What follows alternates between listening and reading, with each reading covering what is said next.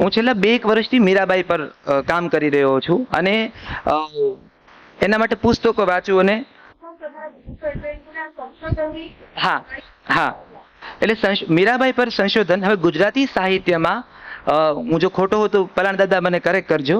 ગુજરાતી સાહિત્યમાં ફિક્શનમાં એકમાત્ર નવલકથા છે બાલા જોગણ, જે 1950માં રવ દેસાઈએ લખી છે. એ પછી મીરાબાઈ પર ફિક્શનમાં કશું ના આવ્યું. મીરાબાઈ પર અધ્યયન ગ્રંથો ખૂબ લખાયા, એમની કવિતાઓ પર, એના ધર્મશાસ્ત્ર પરના અધ્યયન ઉપર, મીરાબાઈના દર્શન ઉપર ખૂબ લખાયું, પણ ફિક્શનમાં ન આવ્યું મીરાબાઈ વિશે કશું.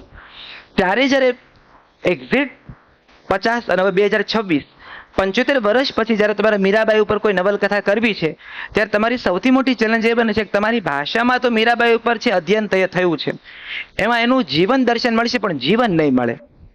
અને નવલકથા જીવન માગે છે, માત્ર દર્શન નથી માગતી. તો ભારતીય સાહિત્યમાંથી મીરાબાઈ વિશેની નવલકથાઓ ભેગી કરવાની શરૂ કરી. માત્ર ને માત્ર સંવાદની કળાના ખાતર મારી સાથે બહુ બધા બીજી ભાષાના મિત્રો છે. મરાઠી હોય, બંગાળી હોય, રાજસ્થાની હોય, પંજાબી હોય. એ એટલા બધા મિત્રો છે કે એની સાથે હું વાત કરું કે મને રાજસ્થાનમાં મીરાબાઈ પર લખાયેલ ઉત્તમ પુસ્તક કયા એ સજેસ્ટ કરો. એવા લોકો કોણ છે મને સજેસ્ટ કરો. એ લોકો પુસ્તકો આપે. હવે એમણે એવું કે આ એક કલ્યાણસિંહજી શેખાવત છે, જોધપુર યુનિવર્સિટીના ડીન હતા એક સમયે, 90 વર્ષના અદ્ભુત દાદા છે. પણ મેં પેલું વિશ્વામિત્ર મેં તમને શુક્રાચાર્ય કહ્યું એ જ ગોત્રના, પણ એ કે એમણે મીરાબાઈ ઉપર પીએચડી કર્યું છે કે તું એને મળ. હવે એને મળતા પહેલા મેં એના પુસ્તકો શોધ્યા. આ જે બહુ બેઝિક જે આપણે સ્ટેપ ચૂકી જઈએ છીએ ને, પહેલી વાત તમે જેને મળવા જાઓ છો એના વિશે કેટલી તમને ખબર છે. પહેલો સ્ટેપ, મીટિંગમાં જઈએ છીએ મુંબઈમાં અમારે કોઈ સ્ટુડિયો સાથે, તો મીટિંગની પહેલી આગલા દિવસે અમે તો એ જોઈ લઈએ કે આ સ્ટુડિયો કયા કયા કામ કર્યા છે, આની પહેલાના પ્રોજેક્ટ કયા કયા હતા, આ સ્ટુડિયો કયા ફ્લેવરની વાર્તાઓ પસંદ કરે છે. આ બેઝિક સ્ટેપ. પણ 90% મિત્રો આ સ્ટેપને ચૂકી જાય છે. ટેબલ પર બેઠા પછી પૂછે છે કે તમે કર્યું છે શું દાદા? દાદા કેમ શુક્રાચાર્ય ન બને? તો કલ્યાણસિંહ શેખાવતના પુસ્તકો મેળવ્યા, પુસ્તકો વાંચ્યા, એની નોટ્સ બનાવી અને પછી મેં અપોઇન્ટમેન્ટ લીધી કે દાદા મળવું છે મારે તમને, હું મીરાબાઈ પર કામ કરું છું. 6 મહિના અમારા બે વચ્ચે ચાચોડી ઘડાવું છું, જાવ કાબરભાઈ આવું છું, ચાલ્યું 6 મહિના સુધી. પણ મેં છેડો નહીં મૂક્યો. 6 મહિના પછી એને કીધું કે કાલે આવી જા, લિટરલી કાલે આવી જા. હવે મારે એ નક્કી કરવાનું હતું કે દાદા કાલે તો નહીં મેળ પડે, કેમ કે મારે આ છે, મારે તે છે, મારા મામાના છોકરાને, માસીની દીકરીને દીકરાનું ઘર છે. હોય ને આપણે બધા પાસે, આપણે બધા મેં ગઈકાલ રાતે બ્રહ્મા રાચીએ છીએ કે આપણે ખૂબ વ્યસ્ત છીએ. તો મેં તો સવારની ફ્લાઇટ પકડીને જોધપુર એટલે પહોંચી ગયો કે ભાઈ માંડ દરવાજો ખુલ્યો છે. હું હોટલમાં પહોંચી ગયો, ચેક ઇન કર્યું. મેં દાદાને કીધું દાદા હું આ હોટલમાં આવી ગયો છું અને તમને ક્યારે મળી શકું? એણે કીધું કે હું સાંજે 3 વાગે આવું છું. હોટલ આવ્યા મળવા માટે. ત્યાં હોટલના અમે કાફેમાં બેઠા. એક બીજું તમે જોજો, જે માણસ બહુ અભ્યાસ હોય ને, જેને આખું જીવન ખર્ચી નાખ્યું કોઈ અભ્યાસમાં, કોઈ એક વિષય વસ્તુ પાછળ, એની ઉર્જા બહુ જુદી હશે. એના ચહેરાની કાંતિ તમે જોજો, એને ઓટોમેટિક, એને ચાર્જિંગની જરૂર ન પડે. ચિત્રોમાં આપણે જોઈએ છે ને, દેવોના ચહેરાની પાછળ એક વલય હોય છે. આવું એક વલય આવા અભ્યાસો અને ગુણીજનોની આસપાસ હોય છે. એ જો તમારી ભૂખ હોય તો જ તમને દેખાય. એ બેઠા અને એને પહેલો સવાલ એ પૂછો, શું તૈયાર કરીને આવ્યો છો? તો મેં કીધું દાદા મેં મારી તૈયાર કરી છે, બતાવો. એટલે મેં મારું લેપટોપ ખોલી અને 122 પાનાનું મારું હોમવર્ક હતું, એ આખું એને જોયું, તપાસ્યું, વાંચી લીધું આમ બધું. અને પછી કહે છે કે આ બહુ બેઝિક છે. એટલે મને ફાળ પડી કે બેઝિક છે એટલે આ મારી માયા સંકેલાઈ ગઈ. બહુ બેઝિક છે. તારે શું કામ મીરાબાઈ પર નવલકથા લખવી છે? એનો બીજો સવાલ આ હતો. એટલે મેં કીધું દાદા બીજી વાર કેમ લખવી છે? મને મીરાબાઈમાં બહુ રસ છે. કે શું કામ રસ છે તને? અને તું ધારો કે આ નવલકથા નહીં લખે, તારી ભાષાને શું નુકસાન થવાનું છે? આ એના સવાલો હતા. એવા એને 3, 4, 5 સવાલો કર્યા.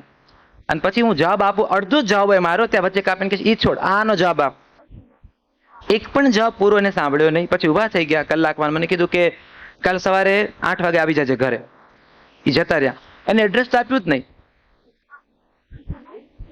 અને જો ફોન કરીને દાદા તમે એડ્રેસ ને, તો ગુસ્સે થઈ જાય પાછા. એટલે પાછી યુનિવર્સિટીમાં ફોન કરીને વાયા ભાઈબંધો પાસે દાદાનું એડ્રેસ લીધું સવારે 8 માં 10 12 તે પહેલા ઝાપા પાસે ઊભો રહી ગયો. રખેને 2 મિનિટ મોડો પડ્યો અને મધુરાયના હોઠ વંકાય પહોંચી ગયો. 2 દિવસ એમના ઘરે રાખ્યો મને. એમણે એનું આખું જેટલું સાહિત્ય મીરા ઉપર હતું એ બધું ખોલી આપ્યું અને કીધું કે આ બધું આમાંથી જોઈ જાતું, એક વસ્તુનો ફોટો પાડવા નહીં દઉં. 2 દિવસમાં વાંચી શકે એટલું વાંચી, આમાંથી કઈ લઈ નહીં જવા દઉં ને ફોટો પાડવા નહીં દઉં. હવે જેટલું લેવું એટલું લે. મારી પાસે ડાયરી હતી, પેન હતી અને આખા જીવનમાં એને મીરા પર કરેલું બધું કામ હતું. પછી જતા રહ્યા. કલાક 2 કલાક ઉપર આવે, આટો મારો આમ સેજ જોવે અને પછી જતા રહે. પહેલા દિવસે એને મને ચા જ ન પાય. બપોર થઈ ગઈ એને મને જમવાનું ના પૂછ્યું. સાંજે 4 વાગે આવ્યા ચેવડો લઈને આવડા વાટકામાં. આમ ચેવડો મૂક્યો જતા રહ્યા. 8 સાડા 8 થયા એટલે પછી આવ્યા. મને કે તારે જવું નથી? દાદા કે કાલે કેટલા વાગે આવવું? એટલે એને મારી સામે જોયું કે હજુ આવવું જ છે તારે? હજુ આવવું છે? મેં કીધું હા. બીજા દિવસે આવ્યો ત્યારે એને મને 10 વાગે ચા પાઈ, 12 વાગે જમાડ્યો, 3 વાગે ફરી નાસ્તો કરાવડાવ્યો, 4 વાગે ફરી ચા પી, રાતે અમે જમ્યા અને પછી પોતે ગાડી હાકીને મને હોટલ મૂકવા આવ્યા. મને લાગે છે આ જે પેશન્સની કસોટી છે ને તમારી, તમને આ સંશોધન સાથે આ તમારું જોડાઈ જતું હોય છે. પછી ત્રીજા દિવસે મને કીધું કે હવે આ બધું મૂકી દે ચોપડા, આ બધું આ અમે કરી ગયા, આમાં ન પડ. જે વાત મને કે મીરાને શોધવી પડે, મીરા પુસ્તકમાં ના મળે, તારી તૈયારી, હેરાન થવાની તૈયારી કેટલી છે? મેં કીધું મારી પૂરેપૂરી તૈયારી છે. એણે મને મેપ દોરી આપ્યો કે બાજોલી ગામથી શરૂ કર, નાગોર જિલ્લાનું ગામડું છે નાનકડું. આજે પણ આમ કહેવાય ને રફા ધરતીનું ગામડું છે, એકદમ પરંપરાગત. જે તમે ચિત્રોમાં જોયેલું મારવાડ છે ને એવું જ ગામ છે. હાંચ અને બલોયા પહેરેલું, જ્યાં 8-8 9-9 ગાગર માથે મૂકીને બહેનો પાણી ભરે એવું ગામ છે. એ ગામમાં જ્યાં મીરાબાઈની માતાને પહેલી વાર ખબર પડી કે હું ગર્ભવતી છું, મારા ગર્ભમાં બાળક છે, ઈ ગામ. ત્યાંથી યાત્રા શરૂ કરાવડાવી એમ. એટલે પહેલા ને કીધું કે અહીંયા છો તો આ જોધપુરનો કિલ્લો એટલે જોતો જા, કેમ કે રાઠોડોનું આ મૂળ છે, મીરાબાઈના વડવાનું મૂળ છે. આ મૂળ જોઈને પછી બાજોલીએ જા. એટલે જો ઈ મને ન મળ્યા હોત અને હું માત્ર ગૂગલ કે AI ના ભરોસે રહ્યો હોત તો AI મને તો પેલા કુડકી જ મોકલ્યો હોત, કારણ કે વિકીપીડિયા તો આપણને મીરાબાઈનું જન્મસ્થળ કુડકી જ બતાવે છે. પછી હું મેવાડ ગયો હોત ને મેળતા ગયો હોત ને આવતો રહ્યો હોત કે મેં તો મીરાબાઈ પર ખૂબ કામ કર્યું એવું કરત, તો એક આખું નોખું જગત ખુલ્યું મારી સામે. આખું નોખું જગત, જ્યાં દાદાની મર્યાદા હતી, ઓલા દાદાની ઉપલબ્ધિ હતી. એટલે હવે તમારે નક્કી એ કરવાનું કે અમને દિલીપભાઈ લઈ તો ગયા ઉપર સોન કંસારી પાસે, પછી ફાંટા પડતા હતા આમ 3. તો હું વિચારતો હતો કે આ દિલીપભાઈ ન હોત અને હું પેલો વાસ્કો દ ગામા બનીને પહોંચી ગયો હોત તો બેમાંથી કઈ કેડી મેં પસંદ કરી હોત? તો દિલીપભાઈ ના અનુભવી પગ હતા કે આમ ડાબી બાજુ હાલતા થઈ, એ ન થયા હોત તો આ જે પૂછવાની વાત છે પૂછતા પંડિત વાળી, એ મને ખબર પડી 4 માં. અને પછી એ દરેક જગ્યાએ ગયો. હવે જે તે સ્થાન ઉપર બાજોલી ગામમાં જ્યારે હું ગયો ત્યારે બાજોલી ગામમાં એક ઘર છે અદ્ભુત મજાનું. તમને ખબર પડે કે એક રજવાડું તૂટી ગયું છે, એક મહેલ તૂટી ગયો છે, ઓરડો સંભાળ્યો છે. આ એ ઓરડો છે જ્યારે પહેલી વાર મીરાબાઈની બા ઝાલીકુંવરી બાને ખબર પડી હતી કે ગર્ભવતી છે, અને બીજી વારનો ગર્ભ હતો કારણ કે પહેલું બાળક આવીને મૃત્યુ પામ્યું હતું. એટલે એને નક્કી કર્યું હતું કે બીજું બાળક આ ગામમાં તો નહીં જન્મવા દઉં, કેમ કે એને ગામ પર વેમ પડ્યો હતો. પણ ગામમાં ચતુર્ભુજનું વિષ્ણુનું મંદિર હતું, એ મંદિરનો જીર્ણોદ્ધાર થઈ રહ્યો હતો અને નવી મૂર્તિની પધરામણી થવાની હતી. એટલે ગામના લોકોએ એમ કીધું મીરાબાઈના બાપુ રતનસિંહજી રાઠોડને કે આ પ્રાણ પ્રતિષ્ઠા પૂરી કરીને તમે જાજો. તો એ ઘર જોયું. ગામના લોકો એટલા બધા ઉત્સાહમાં આવી ગયા કે અમારા ગામમાં કોઈક મીરાને શોધતા શોધતા આવ્યા છે, અને રીતસરનું શેરી વળાવી સજુ કરું ઘર આવો ને એવો ઘાટ હતો. ટોળું ભેગું થઈ ગયું એવું જોવા માટે કે કોઈ એક જણ મીરાને શોધતો અમારા ગામમાં આવ્યો છે. અને એ બધા અધિકારપૂર્વક તમને વાત કરે કે અમારી દીકરી વિશે લખો તો સારું લખજો, બરાબર લખજો અમારી દીકરી વિશે. તમને એવું સમજાય કે મામેરું હજુ પણ થાય છે,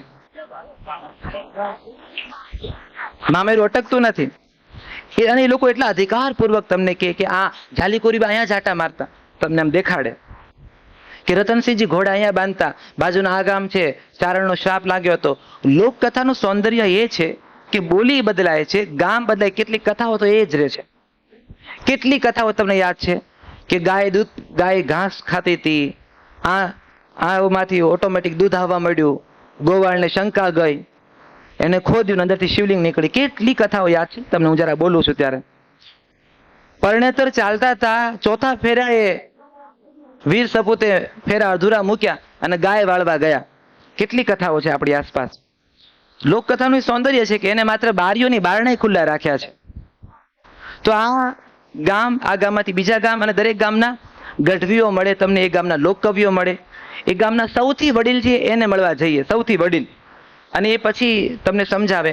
તો એ જે પૂજારી દાદા હતા એની પાસે ડાયરી હતી, ડાયરીમાં એ લખી રાખતા કે છેલ્લે કોણ મુલાકાત લઈને ગયું છે. એ તારીખ લખે, પછી તમારી સહી કરાવે, બહુ ઉત્સાહી.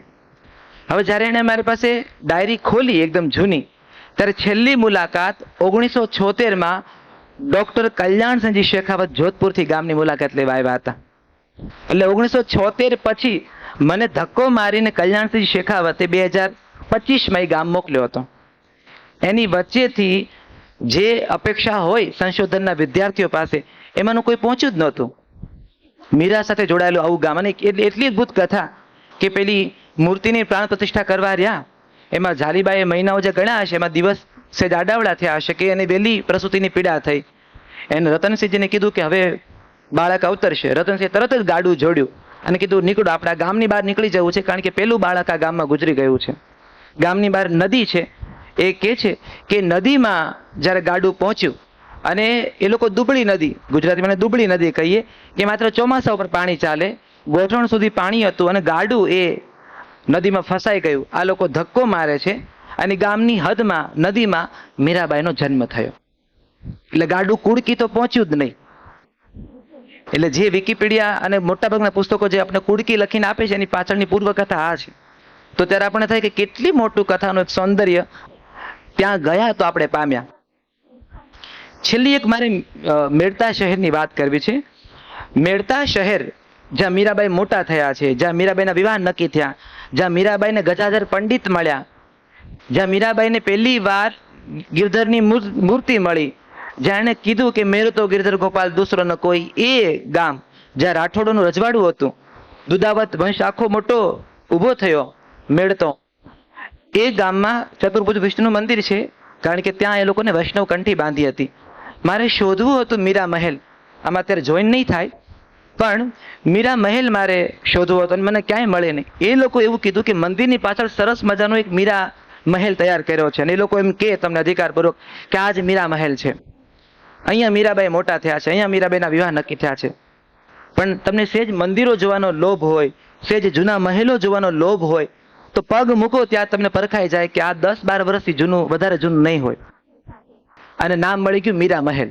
ફોટાઓ પડી ગયા, છાપામાં આવી ગયા, અને હવે મીરા મહેલ થઈ ગયો, કારણ કે એ ઇમોશનલી, કલ્ચરલી સાઇન થઈ ગઈ કે ભાઈ આ જ મીરા મહેલ છે. 10 રૂપિયાની ટિકિટ લીધી ત્યાં જવાની, અંદર પહોંચ્યા અને પછી મૂર્તિ આપે. મૂર્તિ તમે જુઓ, તમને એમ થાય કે આની કરતા મારા પ્રાથમિક શાળામાં સરસ્વતી માતાની મૂર્તિ કળાત્મક છે.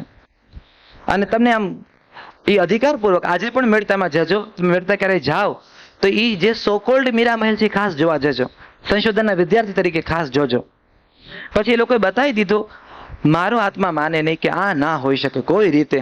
જો અહીંયા બાજોલીનો મહેલ આવો હોય, મેં ત્યાંથી કુડકી મહેલ જોવા ગયો, કુડકીનો મહેલ જો આવો હોય, જ્યાં મીરાબાઈ ભાકોડિયા ભરતા અને ડગલા માંગતા શીખ્યા, ધાવ માતા કિશોરી દેવી વ્રજના હતા, તો આ મહેલ આટલો બધો નવો કેમ હોય? પછી ગૂગલને પૂછ્યું કે અહીંયા કઈ મેળતા મીરા મહેલ એવું નામ સર્ચ કરો તો ગોળ ગોળ ફરે બધું.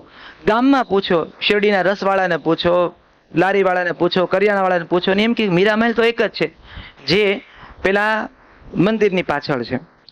અડધો દિવસ સુધી આ ચાલ્યો. મારી સાથે જે ડ્રાઈવર હતો, ડ્રાઈવરને થયું કે આ હું બિલકુલ એક આંટો મૂકી દીધેલા માણસને લઈને આવ્યો છું, કેમ કે આ ગાડી ગોળ ગોળ જ ફરે છે એક ધારી, અને ક્યાંય મળે નહીં. અને પછી ગામની બહાર નીકળ્યા ત્યાં એક આશ્રમ છે. આપણે ત્યાં નાથ સંપ્રદાય ને આ બધા અલગ અલગ સંપ્રદાયો છે. એમાં એક દાદુ ભગત થઈ ગયા, બહુ મોટા દાદુ ભગત. તો દાદુ ભગતનો આશ્રમ હતો. તો ત્યાં દાદુ ભગતના આશ્રમમાં હું ગયો અને દાદુ ભગતના આશ્રમમાં મેં ત્યાં પાણી પીધું. એક મહંત બેઠા બેઠા નારિયેળની શેષ કાપતા હતા અને હું ત્યાં પગે લાગ્યો સમાધિ ઉપર, મહંત પાસે ગયો અને મેં કીધું કે મહંતજી, હું મીરા મહેલ શોધું છું.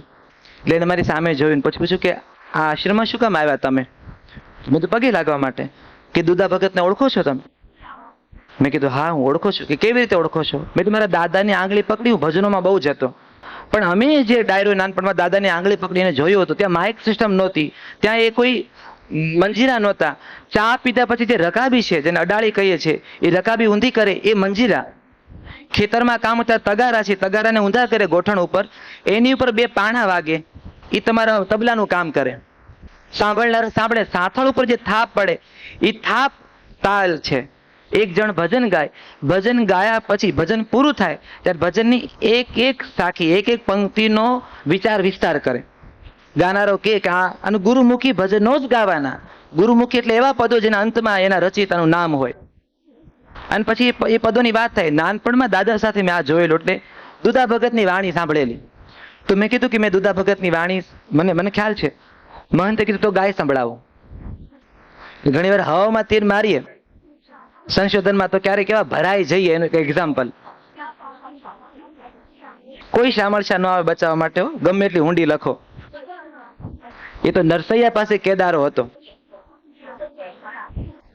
એટલે મેં દુદા ભગતની વાણી ગાઈ, મેં પદ ગાયું અને મેં કહ્યું કે આ તમારું પદ, આ તમારું પદ છે. ગુજરાતમાં એને ગુજરાતી વાઘા પહેર્યા છે. દુદા ભગતની વાણી કહે છે કે પ્રથમ પેલા પાણી રે પાણી મારા, નાથ તણી રે નિશાની રે, હાલો મારા ગુરુજીની ગતિ જાણી, કે હાલો મારા ગુરુજીની ગતિ જાણી. પેદા સર્વે પાણી રે પાણી, કશું જ નહોતું જગતમાં, માત્ર પાણી હતું. આ દુદા ભગતની વાણી છે. તો પેલા એને કીધું કે વાણી તો અમારી જ છે પણ ભાષા ગુજરાતી છે. કેમ કે એને મને એકદમ એની મારવાડી, આ જ વાણી મારવાડીમાં ગાય સંભળાવી. અને પછી મને કીધું કે ચા પીવડાવી. આપણે તે ચા બહુ અદભુત રાજીપાનું પ્રતીક છે ને. ચા પીધી. સૌરાષ્ટ્રમાં તો જો મોડી ચા હોય એનો અર્થ એવો થયો કે ઘરધણી નારાજ છે મહેમાનથી.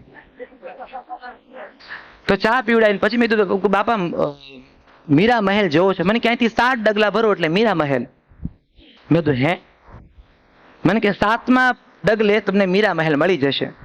એને માણસ એના દીકરાને બોલાવ્યો અને કીધું કે આમને મીરા મહેલ દેખાડી દો ભાઈને. મેં ગણ્યા, હા નિયતિબેન 7 ડગલા. એ લઈને ગયા દરવાજાની બહાર, પાછળ ફળ્યું હતું ચોગાન, અને ચોગાન પૂરું થાય એટલે બહાર મોટું એકદમ આમ એક બંધિયાર સરોવર. હવે સરોવર પણ ન કહી શકું, એટલી લીલ લીલ અને વાંસ આવે, એકદમ કાટ આખી છે, બાવળની, ગાંડા બાવળની કાટ. અને સરોવરની વચ્ચોવચ ઢોરા ઉપર કાળું પડી ગયેલું તૂટેલું એક રાજમહેલ. અને મને કીધું કે આ મીરા મહેલ છે. તમારી પાસે હોય એટલો બધો જીવ સાગમટો બળી જાય એક ક્ષણે કે આ મીરા મહેલ છે અને આ દશા છે આ મીરા મહેલની. પછી એના અગાશી માથે ચડી મેં ફોટા પાડ્યા. અને હવે પેલા કલ્યાણસિંહ શેખાવત એવી શરત મૂકેલી કે તું જે જગ્યાએ જાય એનું વિઝ્યુઅલ ડોક્યુમેન્ટ તારે મને મોકલતા રહેવાનું. તો મને એ પણ ખબર પડે કે મેં યોગ્ય વ્યક્તિમાં ઇન્વેસ્ટ કર્યા કે નહીં મારા 3 દિવસ. એટલે દરેક જગ્યાએ પાછો હું એને ઓડિયો નોટ મોકલું કે अब मैं यहाँ आया हूँ, अब मैंने मीरा महल देखा है, यहाँ से इतना किलोमीटर दूर जाना पड़ेगा. પછી એને ફોટા મોકલું અને એને વોઇસ નોટ મોકલું કે આપણને કોઈને મીરા પ્રેમ હોવાનો અહંકાર કે ભ્રમ રાખવાનો કોઈ જરૂરત નથી. કેમ કે આપણે જે ભલે કરી મીરાને મેવાડ મેળતા કે યુગેની મીરાને દુઃખી તો આપણે કરી રહ્યા છે અત્યારે. એક આખો મહેલ કાટ માળ થઈ ગયેલો. અને મેં મહંતને કીધું કે અંદર જવું હોય તો મહંતે કીધું નહીં જઈ શકાય બેટા, ત્યાં તો કોઈ જાતું જ નથી. તાર ફેન્સી છે અને કાંટા છે, બાવળ છે અને નેરું છે. અહીંયા લોકો હાજતે હવે તો નથી જાતા. પાછો આવ્યો એકદમ બારોબાર કરે રે છે અહીંયા સુધી આવ્યો. અને જે સાચુકલો મીરા મહેલ છે ત્યાં તો જવાયું નહીં. અને પેલી 10 રૂપિયાની ટિકિટમાં એ જગ્યા જોઈને આવી ગયો. ડ્રાઈવરે થોડીક ગાડી હાંકી અને મને માયલો ડંક્યો કે નહીં, અહીંયા આવ્યો છું તેનો હુકમ હતો, હું ગાડી ઊભી રાખ. મારું વોલેટ, લેપટોપ બધું મેં આપ્યું. મેં કીધું મેં શૂઝ પહેર્યા એટલે એને ફડક બેસી. એ કહે છે આપ ક્યાં જાઓ છો ભાઈ? સાહેબ તમે ક્યાં જવાના છો? મેં જો હું કલાકમાં પાછું ના આવું તો મહંતને કહેજો કે અમારા ભાઈ અંદર ગયા પાછા નથી આવ્યા. અને પેલું ડ્રાઈવર મને કહે છે કે મને કંપની જે કંપની એને હાયર કર્યો હોય મારી સાથે મોકલો, એ કંપનીવાળા વારો પાડી દેશે, આવું નહોતું લખ્યું, તમે સમજો, તમે ભૂત જેમ ગમે ત્યાં ભાગો છો. હું મોબાઈલ લઈ પેલું તાર ફેન્સિંગ, હવે ગામડામાં મોટા થયાનો કાંઈક તો ફાયદો હોય ને. આદિ લગી જે હામા કાંઠે કેરીઓ તોડી હતી, અમારે ઘોસા દાદા મકવાણાને એમ હતું કે હું આંબાની ફરતી એવી તાર દર વર્ષે ચેલેન્જ આપે, એ એવું આમ વાડ બનાવે, કાંટા વીણી વીણીને લાવે અને દર વર્ષે બાકોરું પાડીએ બરાબરનું. એટલે ચેલેન્જ હોય એક સમય. હવે આ વખતે એને છેક કરંટ ન નાખ્યો ત્યાં સુધી અમે ગયા. જીવ તો અમને વાલો હતો, કેરીની પછીનું આથડું અમારે ખાવાનું હતું, પણ એના કારણે પેલી કાર્ટમાં ગયો, કાર્ટની અંદર જઈ નેરુ, અને મેં વિડીયો એટલે લીધા હતા કારણ કે હું શેખાવતજીને બધા વિડીયો મોકલી રહ્યો હતો કે આ દાદા હવે આ છે, અહીંયા આ નેરુ છે, આ કીચડ છે, અહીંયા આખું એની વચ્ચે 1.5 કિલોમીટર કાર્ટમાં તમે હાલો પાણીમાં ઉપર જઈને, ત્યારે ઢોરા ઉપર તમને તૂટેલો મીરા મહેલ, એ આખો મીરા મહેલ શૂટ કર્યો મેં. અને મારો જીવ બળે કે આ એ મહેલ છે જ્યાં ગજાધર પંડિતે મીરાને પહેલી વાર નૃત્ય શીખવ્યું, જ્યાં મીરા પહેલી વાર સંસ્કૃત શીખ્યા, જ્યાં મીરા પહેલી વાર ગાયન શીખ્યા, યોગ ગુરુ આવ્યા હતા મીરાને યોગ શીખવવા માટે. આ જે મહેલ છે જેના ઝરોકામાંથી એને જાન જોઈને એને મોટી બાને પૂછ્યું, ગિરિજા દેવીને, કે મારી જાન ક્યારે આવશે. કે જે લખ્યું છે બધાએ કે કમળ સરોવરમાંથી કમળ તોડીને લાવતા દુધા રાઠોડ અને મીરાને આપતા, ની કમળ મીરાબાઈ ગિરધરને ચડાવતી. આ એ ઝરોખા છે જ્યાં પહેલી વાર મીરાનું માગું ચિત્તોડથી આવ્યું હતું, અને આ ઘરમાંથી મીરા બહાર નીકળી છે, અને એ ઘરની આ સ્થિતિ. એ બધા જ ફોટા પાડ્યા, બધા જ વિડીયો લીધા, પણ એ મહેલને જોઈને મારે કલ્પનામાં જે મહેલ હતો એ બહુ નાનો પડ્યો મને એ મહેલ જોયા પછી. કે લખતી વખતે હું જે મહેલ લખવાનો હતો એ તો ક્યાંક નહીં, મારા મનમાં રહેલો ભાવનગરનો નીલમબાગ પેલેસ હોત કદાચ, મારા મનમાં બેઠેલો કોઈ ચિત્તોડનો કિલ્લો હોત, પણ આ મીરા મહેલ તો ન જ હોત.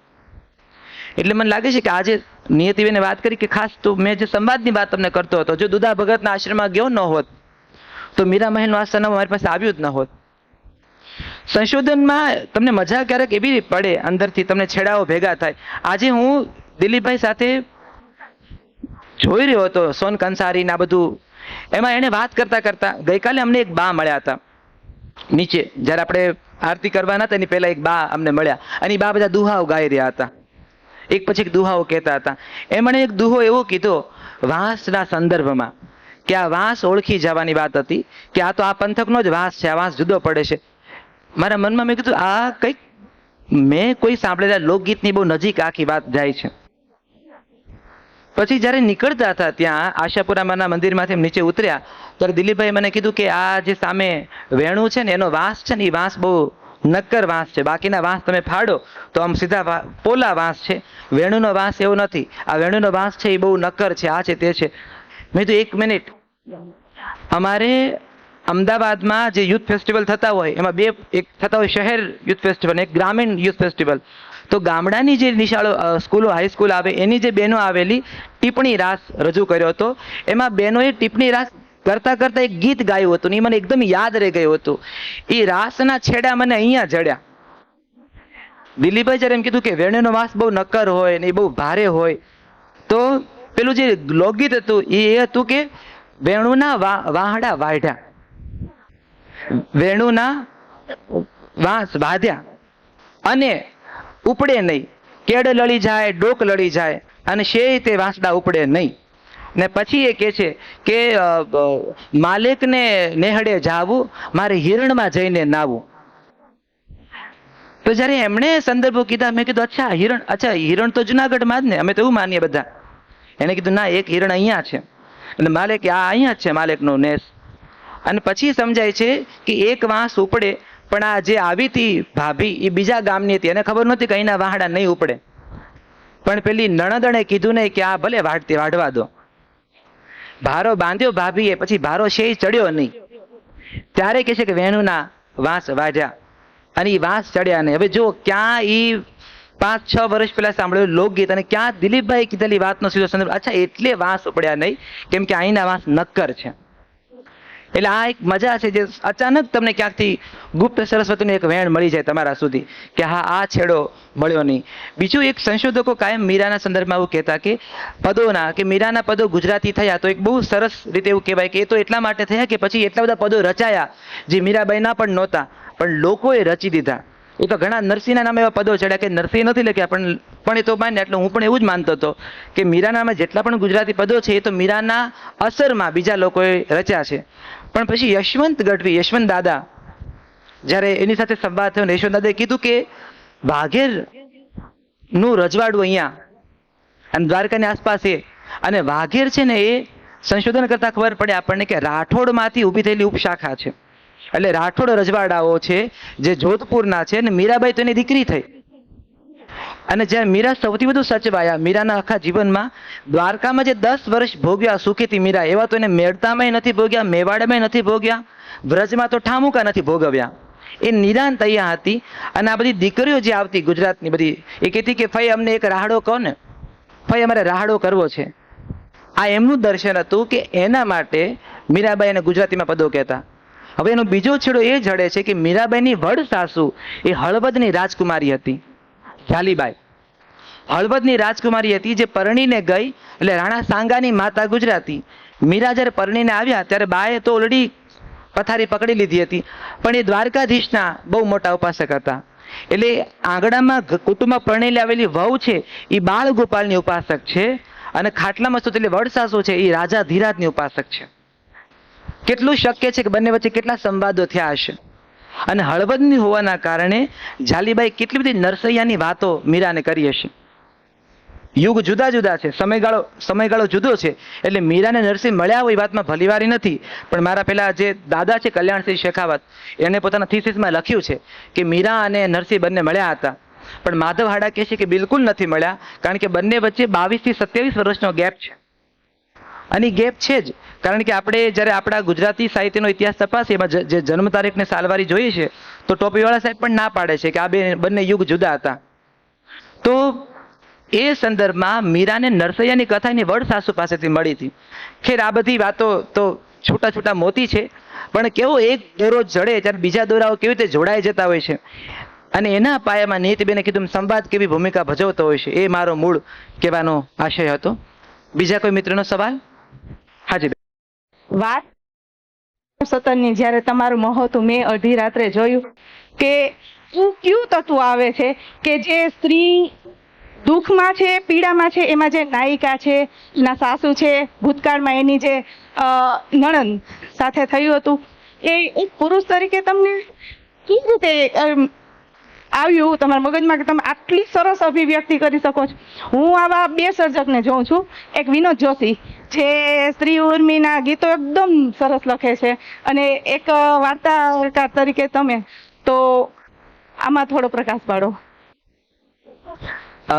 બેનનો જે પ્રશ્ન છે ને, એ એક તો હું તુલસીદાસ એક જગ્યાએ લખે છે કે કળા સાધક જે છે એનું કોઈ જેન્ડર નથી. આ તુલસીદાસ જેનો એક બહુ અદ્ભુત ચોપાઈ છે, એ એવું કહે છે કે તમે કળા સાથે જોડાયા છો એટલે પ્રકૃતિ તમને એમાં એ બાદમાંથી બહાર રાખે છે. પહેલા તો સાક્ષી ભાવે તમે જીવનને પહેલા તો જુઓ છો. એ વાતને બાજુમાં મૂકીને હવે બીજી એક વાત કરું કે જ્યારે શરૂઆતમાં મારે લખવાનું હતું, હું જ્યારે લખવા ધારતો હતો કે કોઈ ચિત્રકારને જ્યારે શરૂમાં ચિત્રો બનાવવા છે, કે કોઈ ફોટોગ્રાફરને ફોટા પાડવા છે, કોઈ શિલ્પકારને શિલ્પો બનાવવા છે, ત્યારે શરૂઆતમાં છે ને એ બધું જ દુનિયાભરનું ભેગું કરવાનો પ્રયત્ન કરે, પણ એ પોતાનું ફળિયું તો જોવે જ નહીં. પછી કોઈક એને ઉત્તમ એક શિક્ષક મળે કે કોઈ એક પૂર્વસૂરી જે મળે. મારે આ જ જાણવું છે એ કઈ ક્ષણ, એટલે કે એવું કયું તત્વ હતું કે જે તમને અહીંયા સુધી પહોંચાડ્યું? હા, એટલે એ મૂળ તત્વ એ હતું કે જ્યારે તમે જીવનને તમારી આસપાસ નજીકથી જોતા હો અને તમારું જીવન તમારી આસપાસ દેખાતું હોય, તમને થાય કે આ, અને મેં વાંચતા તમને મેં શક્તિસિંહ પરમારની એક વાર્તા વાંચી હતી, ખટાશ વિહોણી આંબલી, અને વાંચીને મને થયું કે અરે આ વાર્તાને તો હું ઓળખું છું, આ જગત તમારી આસપાસ જીવે છે, તો હું કેમ મંગળમાં આટા મારું છું વાર્તા શોધવા માટે? તો કલાકારને જયારે ખબર પડે ને કે મારી પહેલી અભિવ્યક્તિ મારી આસપાસનું જગત જ છે, ત્યારે એની કળાનું રૂપ આખું બદલાઈ જતું હોય છે.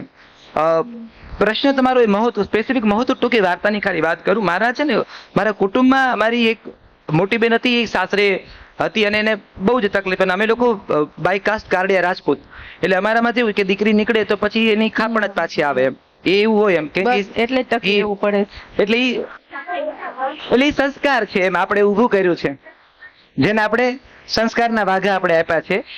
તો એ મોટી બેન ત્યાં સાસરી હતી, ત્યાં એને બહુ જ દુઃખ પડી રહ્યું હતું, એણે અમને કેવડાવ્યું નહોતું, પણ એના કોઈ પડોશીએ, એ વખતે મારી ઉંમર તો બેન 10-11 વર્ષની મારી ઉંમર હતી, અને એના પડોશીએ ફોન કરી આપ્યો અને અમને ખબર પડી કે આ દીકરીને આ દુઃખ પડી રહ્યું છે. તો મારા કાકા, મોટા કાકા અને મારા બાપુ એ ત્રણેય તાત્કાલિક ગયા અને બેનને પાછા લઈ આવ્યા તરત એ જ દિવસે.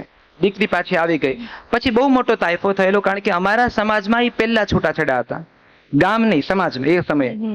એટલે એનો બહુ મોટો મુદ્દો બનેલો કે તમે સમાજમાં ખોટો દાખલો બેસાડી રહ્યા છો, તમે આ બધી દીકરીઓને છૂટો દોર આપી રહ્યા છો, આ તો બધા જ આવું કરશે તો ક્યાં જઈને ઉભા રહીશું. આ બધું ચાલ્યું હતું એ વર્ષોમાં. પણ મેં એવું જોયું હતું કે મારો ડેલો, અમે 32-33 જણા આજે પણ સંયુક્ત પરિવારમાં રહીએ છીએ, મોટું ઘર છે અમારું, અને અમારા મોટા બાપુજી હમણાં ગુજરી ગયા, દાદા અમારા, પણ 5 પેઢી 115 વર્ષ મારા દાદા જીવ્યા, એ પણ આ જોઈ રહ્યા હતા. એટલે વડીલની પણ સહમતી હતી કે આપણી દીકરી નહીં દુખાય, દીકરીને લઈ આવો તમે. પાત્ર છે. તો મને એવું થયું બેન એ વખતે, આગળ જતા વર્ષો પછી, કે આ તો ઘરના ભેગા થઈ ગયા અને નિર્ણય લેવાયો, તો બેન આવી ગઈ. આવા તો ઘણા ઘર હશે ને જ્યાં નિર્ણય નહીં લેવાનો હોય, બરાબર છે, તો શું થતું હશે. એમાંથી મહત્વ વાર્તા જન્મી કે જો નહીં લેવાતો હોય તો એમ. અને એટલે આવી કોઈ ક્ષણ હોય તમારી અંદર જેમાંથી વાર્તા પાંગરતી હોય છે. એ તત્વ જ જાણવું હતું, કારણ કે સર્જક તો શું કહે, કેદીને પણ આલેખે છે અને મહાત્માને પણ આલેખે છે, પણ કોઈ એક એવું તત્વ હોય છે જે આપણે ત્યાં સુધી પહોંચાડે છે. આ જાણવું. ધન્યવાદ. Thank you. એટલે આમાં એક સૌથી મોટી ચેતવા જેવી ક્ષણ એ પણ છે, હું જરા કહી રહ્યો છું ત્યારે તમને ખાસ કહું, વાર્તાકાર તરીકે તમને કહી રહ્યો છું કે ઘણા છે ને એને એવો લોભ હોય લખ્યા પછી કે આ સત્ય કથા છે, પણ એ સત્ય કથા હોવાથી વાર્તાનું વજન વધી નથી જતું. વાર્તાએ તો કળાની શરતો પૂરી કરવી જ પડે છે, અને માત્ર જીવનમાંથી આવી છે ને આ પાત્રો હયાત જ છે, હું તમને દેખાડી, આ કઈ મારા માસીનો છોકરો છે ને એડમિશન આપી દે એવી વાત નથી. આ વાર્તાએ તો એની વાર્તાની શરતે જ આવવું પડશે, ગમે એટલી સત્ય કથા હોય. એટલે ઘણી વાર છે ને અમુક સર્જકો છે એ વાતથી દુર્ભાગ્ય, એમ કે છે કે મેં લખી નાખ્યું, મારી પાસે તમે એ ઉપરશનનો હિસાબ નહીં માંગો, મેં ક્યાંથી કથા મળી, એટલા માટે કે પછી તરત 2+2. હું છે ને એક મારી વાર્તા છે 21મું ટિફિન. હવે એ વાર્તા મેં લખી હતી 2014-15માં મેં વાર્તા લખી હતી, પણ હું ભાવનગર હોસ્ટેલમાં જે એન્જિનિયરિંગ કોલેજ જરૂર કરતો હતો, તો મારી BPTI એન્જિનિયરિંગ કોલેજ, અને બિલકુલ એન્જિનિયરિંગની પાછળ અમારી એક સોસાયટી હતી જ્યાં એક ટિફિન સર્વિસવાળા માસી હતા, બધાને જમાડે, અને અમે લોકો લગભગ 27-28 જણા ઘરે જમવા જતા, અને એ માસી એના ઘરે બધાને જમવા આપે. 2 ટાઈમ ફિક્સ હતા, બપોરે હોય 12:30નો સમય, અને ફિક્સ હોય રોટલી, 5 રોટલી આપે, સેજ કચુંબર હોય, કચુંબર જો ટમેટાના ભાવ ઓછા હોય તો ટમેટાની 2 શેર જોવા મળે અચૂક, બાકી તમને કોબી હોય, પછી છાશનો 1 ગ્લાસ હોય, 1 શાક હોય, દાળ ભાત હોય અને પાપડ હોય, માસીનો મૂળ હોય. તો આ એક ફિક્સ થાળી હતી, પણ ઘરનું ખાવા મળે છે એટલે બધા જતા. અને આ બપોરનો 12:30નો સમય, રાતને 8 વાગ્યાનો સમય, આ 2 ફિક્સ ટાઈમ. અને જ્યારે અમે લોકો જમવા જઈએ ત્યારે માસીનો એક છોકરો, જેને આમ નહીં આગળ ધરાળ નહીં પાછળ ઉલાળ એવો છોકરો, જે આખો દી બેઠો બેઠો ક્રિકેટ જોયા કરે, અને પેલું જે કંઈક મને તો ક્રિકેટમાં ખબર નથી પડતી, ઓલી સ્ટાર ક્રિકેટ નામની ચેનલમાં રિપીટ જૂની ક્રિકેટો મૂકતા હોય છે ને, એ જ જોયા કરતો. પણ અમે લોકો હવે આવ્યા એટલે અમે લોકો કહેવાઈએ ગ્રાહકો, કસ્ટમર્સ, તો એને પરાણે આમ પછાડીને રિમોટ મૂકવું તો પડે, અને જતો રહે. પછી અમે બધા સૂર્યવંશમ જોઈએ, કારણ કે સેટ મેક્સ પર એ જ ચાલતું હોય. એ હજુ હીરા ઠાકોર ખીર જ પીવે છે આટલા વર્ષો પછી, ત્યાં એ જોતા કરતા અમે બધા લોકો. અને પછી એક દિવસ એવું થયું કે અમારા પ્રેક્ટિકલના ટાઈમ બદલાણા કોલેજમાં, એટલે મારા ડિપાર્ટમેન્ટ એવું કીધું કે હવે તમને બ્રેક મળશે 1:30 વાગે, 12:30 નહીં. તો પેલા 27 મિત્રો તો જમી આવતા. મેં માસીને ફોન કર્યો, માસી મારે આજથી મોડું થશે, હું 1:30 વાગે જમવા આવીશ. એનામ કચવાતા મને, મારે ભાઈ કામ વધી જાય, પછી હું ક્યારે વાસણ ધોઉં, આમને તેમને, તમારા લોકોને આવું એવું થોડું બોલ્યા. પછી એને હા પાડી, એટલે હું 1:30 વાગે જમવા પહોંચ્યો પહેલા દિવસે. એ વખતે છોકરો તો બેઠો હતો. હવે હું આવ્યો એટલે પેલા એટલા જોરથી આમ રિમોટ મૂક્યું કે પાવર નીકળી ગયો બારો. પાવર શોધીને મેં કર્યું, હું ચેનલ બદલતો હતો, એમાં કલર્સ ચેનલ આવી. અને એ વખતે મારે કોઈ ઘરેથી ફોન આવ્યો એટલે રિમોટ પડતું મૂકી. હવે રસોડું, દિવાલ ખંડમાં જે ટીવી, એમાં રસોડું, રસોડાની બારીમાંથી ટીવી દેખાય, એટલે રસોઈ બનાવતા માસી આમ ટીવીને જોઈ શકે શું ચાલે છે. મારો ફોન ચાલુ એટલે હું બહાર ગયો, કારણ કે કલર્સ ચેનલ હતી. હું જ્યારે બાલિકા નામની સિરિયલનો શો ચાલતો હતો, હું જ્યારે પાછો આવ્યો ત્યારે માસી પેલી બારીમાં આમ હાથ મૂકીને જોતા હતા કે દાદી આનંદીને શું કહી રહ્યા છે એમ. એ જોતા હતા. બ્રેક આવ્યો એટલે ફટાફટ માસી રોટલી બનાવવા મળ્યા. એટલે હું તરત પામી ગયો કે માસીને સિરિયલ જોવી હોય છે, અને આ સિરિયલનો મૂળ શો રાતે 8 વાગે આવે, પણ ત્યારે તો બધા જમવા આવ્યા હોય. અને આવતા તો સેટ મેક્સમાં હીરા ઠાકોરને ખીર પીવડાવતા હોય તો માસી બાલિકા હજુ રાતે નથી જોઈ શકતા. 1:30 વાગે જે રિપીટ ટેલિકાસ્ટ આવે છે ઈ એને જોવા મળે, પણ ઈ નહીં જોવા મળતી હોય કારણ કે ઓલો રોજ ક્રિકેટ જોતો હશે, એટલે માનું હાલતું નહીં ઘરમાં. હું પામી ગયો એટલે મેં પછી એ જ કલર્સ રેવા દીધી મેં, અને હું બાલિકા મેં જોવાનું શરૂ કર્યું. બીજા દિવસે, ત્રીજા દિવસે ધીમે ધીમે માસી પામી ગયા કે આ તો એટલે ચેનલ નથી બદલતો કેમ કે હું જોઈ શકું. અને જ્યારે એને રોટલી આપી હોય પછી હું ધીમેથી રોટલી એટલે ખાવ કે જલ્દી એને લેવા ન જવી પડે. તો આ અમારું 3-4 દિવસ ચાલ્યું. ચોથા દિવસે એ થયું કે મારી પેલી જે ફિક્સ થાળી હતી એમાં માસીએ ગોળ કેરીના અથાણાની 2 ચેર મૂકી. એ એમનું થેન્ક યુ હતું, જેમાં એને મેન્શન નોટની જરૂર નહોતી, પણ એમનું થેન્ક યુ હતું. રાતે પાછી ગોળ કરીને અથાણાની ચીરમન ન મળે કારણ કે બધા હોય જોડે, 12 ગામની વેજા હોય. પણ બપોરે અચૂક મને ગોળ કેરીનું અથાણું મળે ત્યારે મને એમ થયું કે એક માત્ર 1:30 વાગ્યાનો ટાઈમ સ્લોટ એક સ્ત્રીને ગોળ કેરીના 2 અથાણા સુધી પહોંચાડે છે. તો મને થયું કે આ રસોઈ એક્સપ્રેશનનું કેટલું મોટું માધ્યમ છે. એમાંથી 21મો ટિફિન વાર્તા જન્મી. હવે મૂળ વાર્તાને આ પ્રસંગને તમે ભેગું કરો તો ક્યાંય એક ગોળ કેરીના અથાણાની 2 ચીરને બાદ કરતા કશું જ ક્યાંય સામ્યતા નથી, પણ મૂળ વાર્તા ત્યાંથી જન્મી હતી. એટલે મોટાભાગના લેખકો છે ને આ ક્યાંથી કૃતિ આવી એ વાતથી બચતા હોય કારણ કે આવી રીતે છેડા ભેગા ન થાય, પણ આવી કોઈ ક્ષણમાંથી વાર્તા આવતી હોય છે. અને બીજું, વિધિનો ઈશારો જુઓ વિધાતાનો, કે જે બાલિકા વધુ સિરિયલમાં જોવાની ચાલુ કરી હતી એ જ બાલિકા વધુ સિરિયલથી મારે રાઇટિંગ કરીને શરૂઆત થઈ અને હું બાલિકા વધુ સિરિયલ લખતો થયો. એક ક્ષણે જ્યારે માસીના સોફા પર બેઠો હતો ત્યારે મને નહોતી ખબર કે ભવિષ્યમાં આ જ ટીવી શોમાં લેખક તરીકે મારે જવાનું છે. એટલે આ બધું નિયતિ છે બેન.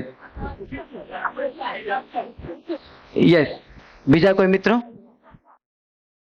તમારું ખૂબ રૂકમણી કે જાંબુવતી નહીં સત્યભામા જ કેમ પસંદ કરી? હા, બરાબર છે. એટલે સરસ પ્રશ્ન છે તમારો કે સત્યભામા જ કેમ પસંદ કરી. મને એવું છે કે મારો જે મૂળભૂત આમાં કેવું છે કે લેખકો સ્વીકારે કે ન સ્વીકારે એમાં એની જીવન કથા કે એનું વ્યક્તિત્વ આવતું જ હોય હંમેશા. કૃતિ એ છે ને સર્જકની જીવન કથાના ટુકડા હોય છે, બીજું કાંઈ નથી હોતું. સર્જકો એવું કે મને મારી જાતમાંથી બાદ રાખો, ઘણા ગુસ્સે થઈ જાય, પણ હું તમને કહું છું ડંકાને ચોટ ઉપર કે એનું જીવન હોય ને હોય જ. હવે જાંબતીનું જે સ્વીકાર ભાવ હતો એ મારામાં નથી, રૂકમણીનો ઉદાર ભાવ એ મારામાં નથી, પણ સત્યભામાનો ઝક્કી ભાવ મારામાં ભરી ભરીને પડ્યો છે. એટલે મારી અંદર તો હોવી જોઈએ પેલા તો.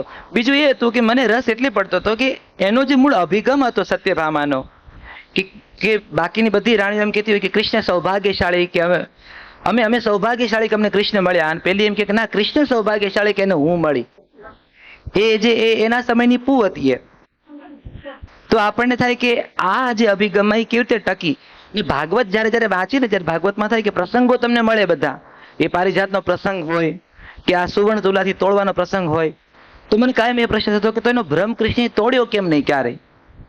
એવું એક પણ કથાના અંતે ને પછી કૃષ્ણએ સત્યભામાને સત્યનું ભાન કરાવ્યું, સત્યભામાએ કીધું હું સુધરી ગઈ, એવું તો ક્યાંય મળતું નથી.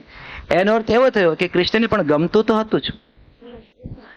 એને આ જે છોકરમત હતી સત્યભામાની ભીતર રહેલી, ઉછાંછળાપણું જે હતું એનું, કે પેલી જે જંગલી નદી જેવી જે સત્યભામા હતી એ પ્રકૃતિમાં કૃષ્ણને રસ્તો હતો જેમ. તો મને થયું કે આ ભાવની આસપાસ મારે, કેમ કૃષ્ણ નામનું આકાશ તો બહુ મોટું છે, એમાં મેં આ બારી પસંદ કરી કે હું સત્યભામાની બારી પકડું અને એના દૃષ્ટિકોણથી કૃષ્ણ કથા. કેમ કે એ કૃષ્ણને એવું કે અને એ જ હતી જે કૃષ્ણને એવું કહી શકે કે કૃષ્ણ તમે યમુના કાંઠે શીપર પર ઘસાયેલું ચંદન નથી કે આવતા જતા બધા તિલક કરે. કૃષ્ણ તમે પેલી ગોપીના માટકામાં ફૂટેલું માખણ નથી કે આવતા જતા વાંદરોનો મોર બધા તમને ચાખે. થોડું જાતને સંકોરતા શીખો, કૃષ્ણ બધા માટે ઉપલબ્ધ હોય એમાં આપણું માન નહીં. આવું સત્યભામા જ કહી શકે. તો એ વાતના કારણે મને સત્યભામા વધારે થયું કે આના બીજું એનો અભિગમ મને બહુ 2026નો લાગતો હતો કે આપણે બધા આપણા બધાની ભીતર ક્યાંક ને ક્યાંક એક સત્યભામા જીવતી જ હોય છે, જેને વહેંચવા સાથે બહુ તકલીફ હોય છે. આપણને ગમતા શિક્ષક પણ આપણે નથી વહેંચી શકતા. ચા દૂધના વાટકા હોય કે શિક્ષક હોય, એ વહેંચવામાં હંમેશા તકલીફ પડે છે આપણને. તો મને લાગે એ ભાવને પ્રમુખ સ્થાને રાખીને સત્યભામા કહેવાનો પ્રયત્ન. યાદવો પ્રજા હતી.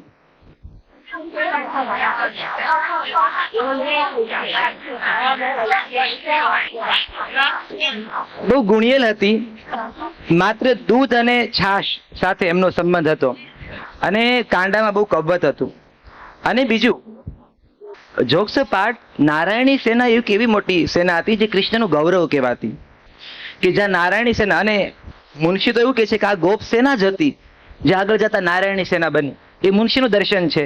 કૃષ્ણએ જે ગોકુળમાં તૈયાર કર્યા હતા ગોવાળિયાઓને, કે માખણ ખાલી શોખથી નહોતા લૂંટતા, એને દેખાતું હતું કે આ બધું મથુરામાં વેચી દો છો. કાંડાના જોરની ચિંતા એને હતી કે પોતાના પ્રદેશની જ રક્ષા આ લોકો કેવી રીતે કરશે. અને એ કે છે મોટા ભાગના સર્જકોએ સમયાંતરે આ વાત લખી છે કે શાસક જે હોય ને, આ કોઈ પણ યુગને લાગુ પડે છે. કેમેરા ચાલુ છે એટલે ખાસ કહું છું. શાસક છે ને, શાસક, એને ખબર છે પ્રજાને ભ્રમમાં કેવી રીતે રાખવી. કા ભ્રમમાં રાખો, કા ધાકમાં રાખો, કા ઉત્સવમાં રાખો. આ ત્રણ છેડા છે કોઈ પણ પ્રજાને નાથવા માટે. અને તમે કોઈ પણ યુગ તપાસો, કોઈ પણ કેટલા બધા મૌર્ય શાસન, કેટલા તમે નરોત્તમ દાદા ને બિલકુલ ધાકમાં રાખો, ભ્રમમાં રાખો, અને કા ઉત્સવમાં રાખો. અને કંસ આ જ કરી રહ્યો હતો. મદિરાને ઓફિશિયલી ઓપન ફોર ઓલ કરી દીધી હતી મથુરામાં. દ્યુતને રાજ્ય રમત તરીકે જાહેર કરી દીધી હતી. આ મહાભારતની પીઠિકા બંધાઈ રહી હતી ધીમે ધીમે. અને જે પ્રશ્ન પૂછે ને જેલમાં પૂરી દો. એ સગા મા બાપ, એનો પિતા હોય કે બહેન અને બનેવી હોય, પણ એને એ ખબર હતી કે જે સામંતો છે, મારા નાયકો છે, એને નહીં નાથી શકાય, કેમ કે નાયકો સીધા યાદવ સાથે એસોસિએટ હતા.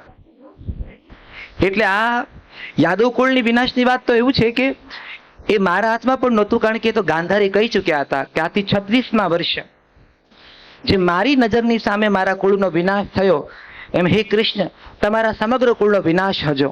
અને જેમ હું નિરાધાર બનીને જોઈ રહી અને મારા સંતાનોના મૃતદેહને શોધી રહી છું, એમ તમારી યાદવ સ્ત્રીઓ આ મૃતદેહોને શોધી રહેશે.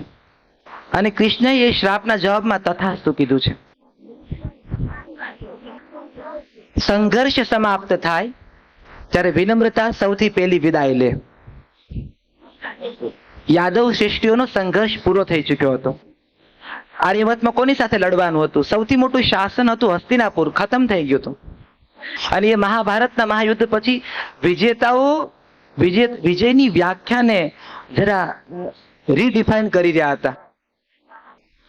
યુધિષ્ઠિર કહે છે કે આ સિંહાસન છે ને ભીમ, એ મને ફાવતું નથી. ભીમે 3 વાર સિંહાસન બદલ્યું છે. જે મુગટ પહેરે છે માથામાં, એ મુગટનો એટલો ભાર લાગે છે યુધિષ્ઠિરને કે રાજવૈદ પાસે દવા કરાવવી પડે. આ બહુ સાંકેતિક છે કે જે રાજ એને મળ્યું છે. યુધિષ્ઠિરનો રાજ્યાભિષેક થઈ રહ્યો છે. સામ્રાજ્ઞી દ્રૌપદી તૈયાર થઈ છે 16 શણગાર સજીને, અંજારી નીકળે છે રાજ્યાભિષેકમાં જવા માટે.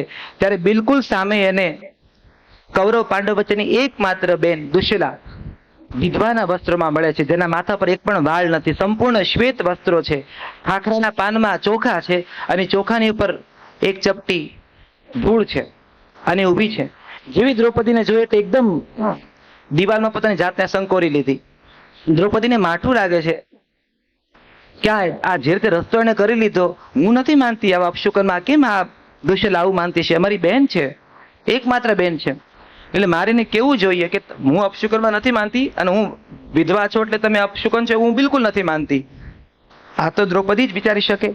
એટલે એ કોન્સોલ કરવા કે એને આશ્વાસન આપવા નજીક જવા ગઈ ને દુશલા કહે છે કે સ્પર્શ ન કરશો મને, હું અપવિત્ર થઈ જઈશ. સામ્રાજ્ઞી દ્રૌપદી તમારો રસ્તો રોક્યો એના માટે ક્ષમા ચાહું છું. આ સામ્રાજ્ઞી દ્રૌપદી વાક્ય જે દ્રૌપદીને કેટલું વાગ્યું હશે, એમાં એને જરા વિજયની વ્યાખ્યાને રીડિફાઇન કરવા જેવું લાગ્યું હશે. એટલે એ ગાળામાં હસ્તિનાપુર પૂરું થયું છે. મગધ પણ સૌથી મોટું શાસન હતું. એ મગધ જરાસંઘ પણ પૂરો થયો છે. એટલે યાદવો પાસે સંઘર્ષ નથી, અને સમુદ્રની વચ્ચે દ્વારકા ઊભી છે. હિસ્ટ્રી તપાસો ને તો સમજાય કે મોટા મોટા શાસકોને સામુદ્રિક યુદ્ધના અનુભવો નહોતા. સૌથી મોટા શાસનો જે વચ્ચે હતા, જેની આસપાસ દરિયો નથી, આ દ્વારકાની વચ્ચોજ હોવું ને એ પણ બહુ મોટી બુદ્ધિ હતી કૃષ્ણની. એટલે એના કારણે યાદવોનો સંઘર્ષ પૂરો થયો અને વિનમ્રતાએ વિદાય લીધી. અને પછી એનો આખો શ્રાપ આપણે બધા જ જાણીએ છીએ કે આના પેટમાં દીકરો છે કે દીકરી ખબર નહીં, પણ આના પેટમાં જે છે યદુકુળનો વિનાશ છે. એટલે આમાં રામ મોરીના ન કરવા છતાં પણ ગાંધારી ને એ દુર્વાસા ને ક્યાંક કૃષ્ણ પોતે ઈચ્છતા હતા કે આ માયા સંકેલી લો. તો એમાં એના કારણે, અને બીજું મારે એટલે પણ મૂકવું હતું કારણ કે મારે સત્યભામાનો અંત સ્વીકાર ભાવ સુધી લઈ જવો હતો. અને એ છેલ્લી ક્ષણોમાં પણ કેમ તૂટતા શ્વાસમાં એનો અભિગમ છોડતી નથી કે કૃષ્ણ સૌભાગ્યશાળી કે એને હું મળી, એના ભાવાર્થે મારે અને છતાં તમે જોજો કે હું બહુ બુદ્ધિશાળી શાસક, બહુ બુદ્ધિશાળી લેખક છું. મેં યદુ વિનાશને બહુ ઝાઝા પાનાઓ નથી આપ્યા, ફૂકીને મેં લાઈનો લખી. એટલે મેં ભૂલ નથી કરી એવા કોઈ ખૂણે જવાની જ્યાં મારે માફીના વિડીયો બનાવવા પડે. એટલે સેન્સર બોર્ડના જમાનામાં જીવીએ છીએ આખું સર્જન. હું કાયમ કહું છું કે અમારા પૂર્ણ ઓછા પડ્યા કે મેં મળ્યા ને મેઘાણીના જમાનામાં નથી જીવતા. કોઈ ગીજુભાઈ લખી બતાવે હવે જ્ઞાતિઓના નામ સાથે ટૂંકી વાર્તા, તો ભડ જાણું એવા કાળમાં જે આપણને હવે ખસખસની ઠેસ આવે છે. ઇતિહાસ એક એવો નથી કે જ્યાંથી છેડો ફાડીને ભાગી શકાય. શાસકો છે ને એ પ્રશસ્તિ પત્રોમાં જ્યારે પોતાની ભૂલો સંતાડે છે ને ત્યારે કથા ગીતો એની ભૂલો યાદ રાખે છે. કાળ ભૂલી જાય પણ કવિતા ન ભૂલે. એ સતત એની ભૂલ બતાવે. એને તમે કોઈ સહસ્ત્ર લિંગ તળાવમાં કે કોઈ તમે મોટા સિદ્ધ હેમ શબ્દનું શાસ્ત્રમાં ન સંતાડી શકો જ્યાં એક જસમા ઓડણ કહેતી હોય કે તમારી આ પણ ભૂલ હતી. મોરબીના શાસક જે એટલા મહાન શાસકો છે એ કોઈ શાસકને લોકગીતની પેલી વાણિયણ ન કહી શકે કે ઉભા રહો તમારી કોઈ ભૂલ નહોતી. એટલે કવિતા છે ને એ કાળને યાદ રખાવે છે પોતાના શાસકોની ભૂલ.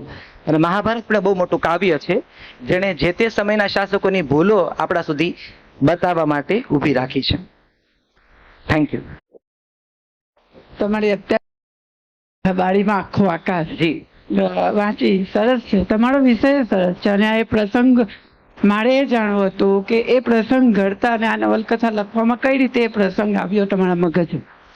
કયો પ્રસંગ ખાલી કહી શકો? બાળીમાં આખો આકાશ, મતલબ એ નવલકથા લખવા કઈ રીતે પ્રેરાયા? હા, એટલે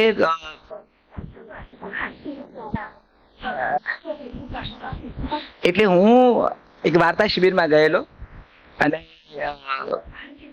હિમાચલ પ્રદેશમાં ડેલહાઉસીમાં હું ગયેલો અને ત્યાં ભારતના બધા વાર્તાકારો ભેગા થયેલા. એક રામ સ્વરૂપ અણખી નામનો પંજાબી વાર્તાકાર છે, બહુ જ મોટો. એટલે એને હું આમ માફી ચાહતે કહું છું કે પંજાબી ભાષાનો પન્નાલાલ પટેલ, રામ સ્વરૂપ અણખી, બહુ મોટો વાર્તાકાર. એના નામની એક વાર્તા શિબિર થાય છે અને ભારતના 10 થી 12 વાર્તાકારોને લોકો દર વર્ષે નિમંત્રિત કરે છે. એ વાર્તા શિબિરમાં હું ત્યાં મારી વાર્તા લઈને ગયેલો ડેલહાઉસી. અને પછી ત્યાં કાચી સડક, ભીની સડક ને ગરમ સડક ને એ બધા પ્રકાર છે. આઠડો આખો તૈયાર થાય છે ફરવા માટે. તો ત્યાં હું ઢાળ ડેલહાઉસીને ઉતરી રહ્યો હતો મિત્રો સાથે, વાર્તાકાર મિત્રો સાથે. ત્યાં એક બહુ મોટું એક લીલા, આજે પણ લીલા રંગનો બહુ મોટો બંગલો છે. અને એના ઉલ્લેખો આપણા ઘણા સર્જકોએ કર્યો છે કે એટલે ઇન્દિરા ગાંધીથી માંડીને ઘણા બધા મહર્ષિ અરવિંદ ને બધા એ ઘરમાં રોકાયેલા છે. અને એક બહુ મોટા ચિત્રકાર, હું નામ ભૂલું છું, હા, મંજીત બાવાની હવેલી જેવું અદ્ભુત લીલા રંગનું, હા, Meher, yes, Meher, thank you. Meher hotel છે, બહુ અદ્ભુત. અને આખી લાકડાની છે, લીલા લાકડાની, સુંદર. એની બાજુમાં મોટું બારી આખી ગ્લાસની. અને ત્યાં એક નાનકડી છોકરી એક આખા ગ્લાસ ઉપર પેઇન્ટિંગ બનાવતી હતી. 7-8 વર્ષની દીકરી હશે. પણ એણે જે રંગો બનાવ્યા હતા એમાં ભેગું થાય એમ નહોતું, કારણ કે ઝાડવા એના ગુલાબી હતા, આકાશ એનું લીલું હતું, નદી એની કેસરી રંગની હતી, ડુંગરાઓ એના લાલ રંગના હતા. તો ત્યારે મને થયું કે આ એણે પસંદ કરેલું એનું આકાશ છે. આ 8 વર્ષની એક દીકરીએ પોતાના રંગો જાતે પસંદ કર્યા. એટલે મેં પ્રસ્તાવનામાં પણ લખ્યું છે કે આ મને પેલું કથા બીજ અહીંથી મને મળ્યું. મૂળ કથાને સીધો સંબંધ આ વાત સાથે નથી, સિવાય કે એક દ્રશ્ય સિવાય, પણ અહીંથી મને અનિકા જડી અને મને થયું કે મારે કથા પિતા પુત્રીની કરવી છે કે જ્યાં બાપ અને દીકરી વચ્ચે કેવો એક સંવાદ પાછો રિક્રિએટ થાય. તો એ ડેલહાઉસીનો એ પ્રસંગ આ કથા અગેન જોયું, આ કથાને નવલકથાને કોઈ જ લેવા દેવા નથી, પણ મને એ એક ક્ષણથી મને થયું કે મારે કથા કરવી છે ડેલહાઉસીના બેકગ્રાઉન્ડમાં, એવું મને થયું. એકવાર જોરદાર તાળીથી સ્ટેન્ડિંગ ઓવેશન આપીએ રામને.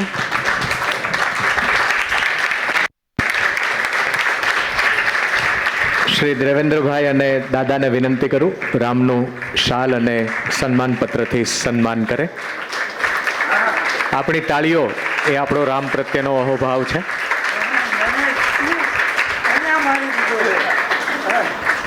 હવે હું તમને નહીં પૂછું.